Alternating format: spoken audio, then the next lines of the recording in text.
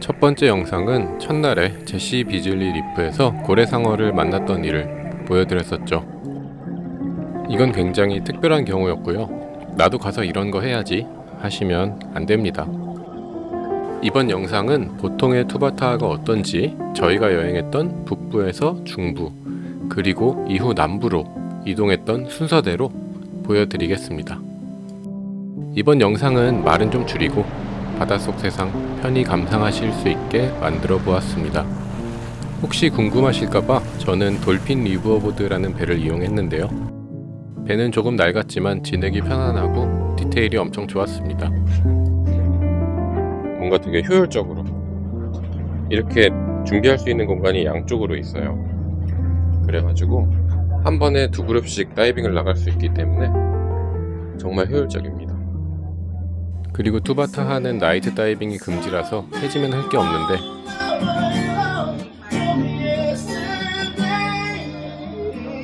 이렇게 라이브 공연도 해줍니다. 지금 이곳은 북부 한초의 북쪽 끝인데요.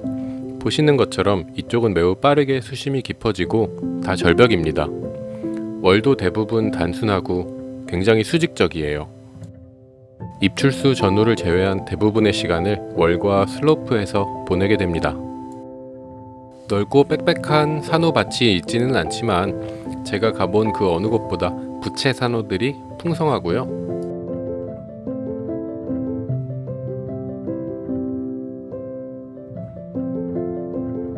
북쪽 끝지역은 구조가 단조로운 게 조금 아쉽기는 했습니다.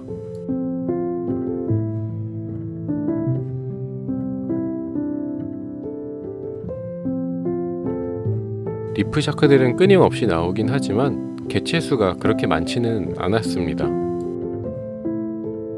잭피쉬가 상어를 따라다니는 건지 상어가 잭피쉬를 따라다니는 건지 잘 모르겠네요. 구조가 단순하기는 하지만 월 따라 이동하는 다양한 물고기 떼들은 끝이 없었습니다.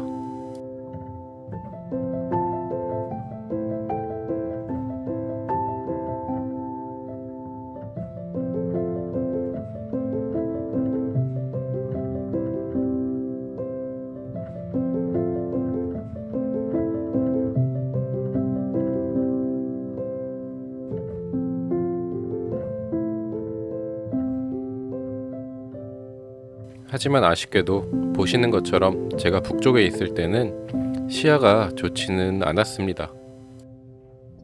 첫날은 시야가 별로 안 좋았는데 어제 저녁 마지막 다이빙부터 갑자기 물색이 바뀌더니 시야가 엄청 깨끗해졌어요. 오늘도 시야가 좋습니다.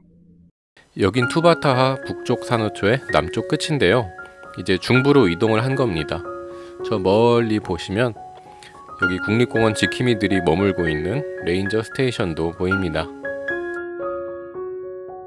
이곳에서부터는 이제 평지가 좀 나타나기 시작합니다. 빽빽한 산호밭도 여기저기 보이고 생물 다양성도 조금 더 풍성해집니다.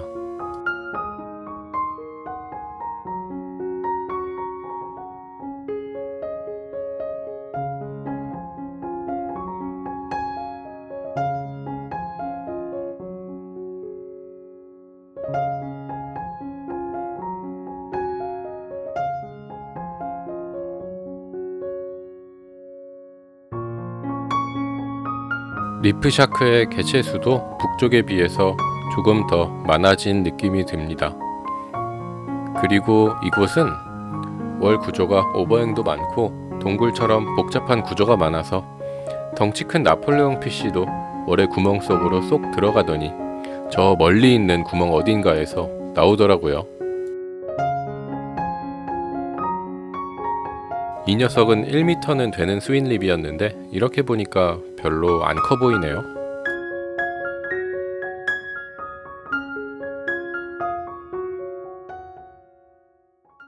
자, 이제 대망의 남쪽 끝 델산렉과 스테고온 포인트 등이 있는 곳입니다.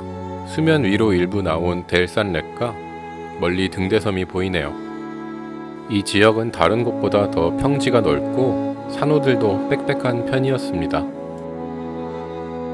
그에 따라 생물들의 밀도도 더 높아지고 더 큰 떼로 다니더라고요.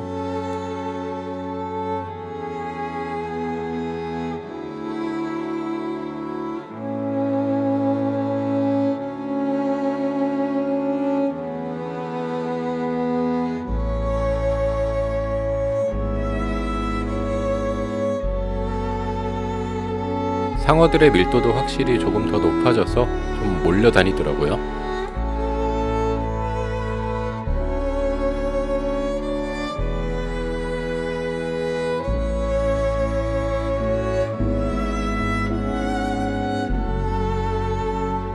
전 여기가 너무 좋았습니다. 개인적으로는 남부가 제일 좋았어요. 그 중에서도 스테고온 포인트에는 이런 뿔산호가 끝없이 빽빽하게 펼쳐져 있는 지역이 있었는데요. 그 좁은 지역에서 본 녀석들이 이렇게 다양합니다.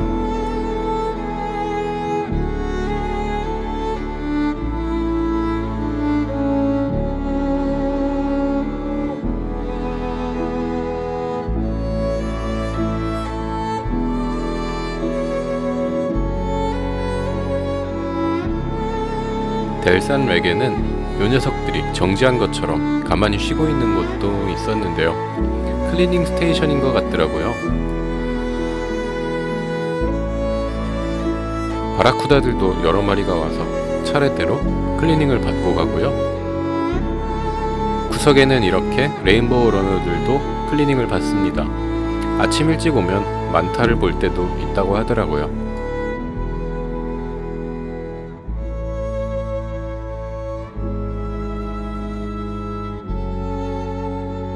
그리고 여기서 운 좋게도 고래상어를 한 번 더 만날 수 있었습니다.